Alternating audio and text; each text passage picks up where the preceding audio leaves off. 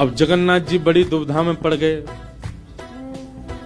यदि पाऊं तो भैया नाराज बैठे, भैया कहेंगे मैं नाराज हूं, इससे कोई फर्क नहीं पड़ा है, फिर भी पा रहा है। और नहीं पाऊं तो लक्ष्मी जी टेढ़ी टेढ़ी देख रही हैं कि मैंने बनाया, ये पा क्यों नहीं रहे। जगन्नाथ जी बोले लक्ष्मी जी को तो मना लिया जाएगा बाद में, पर ये नहीं माने ना, ये तो शेषनाग हैं, इनको ज्यादा ही क्रोध आ गया तो जोर से सिर हिला देंगे, प्रलय और हो जाएगा। जगन्नाथ जी ने लक्ष्मी जी से कहा देखो भैया नहीं पा रहे तो हम भी नहीं पाएंगे। लक्ष्मी जी बोली कोई बात नहीं। एक दिन नहीं पाया, दूसरे दिन फिर लक्ष्मी जी ने बनाया, फिर नहीं पाया, तीसरे दिन फिर लक्ष्मी जी ने प्रसाद पधराया, फिर नहीं पाया। तो लक्ष्मी जी बोली भाई कोई बात है तो हमसे बोलो सीधे, ये प्रसाद रोज छोड़ देना ये कैसा तरीका है आपका नाराज होने का। कहीं बलराम जी बोलते हुए सुन लिए लक्ष्मी जी ने कि भाई इनके हाथ का बना हम नहीं पाएंगे।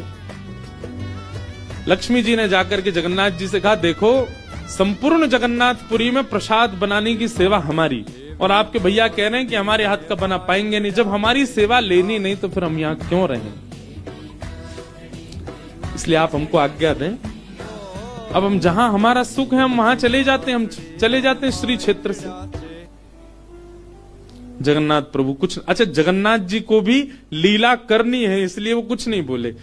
अब कुछ नहीं बोले तो लक्ष्मी जी समझ गई, बोले मौन मतलब हाँ ही होता है। लक्ष्मी जी बोले ठीक है आप लोग शयन करो, रात्रि का समय, बलभद्र सुभद्रा जगन्नाथ जी के कपाट बंद हो गए। लक्ष्मी जी बोली अब हम जा रही हैं, और मंदिर से श्री लक्ष्मी जी चली गई। प्रातः काल ब्रह्म मुहूर्त का समय हुआ। महाराज जगन्नाथ जी बलराम जी जैसे ही उठे तो क्या पाया, नीचे फर्श पे पड़े थे।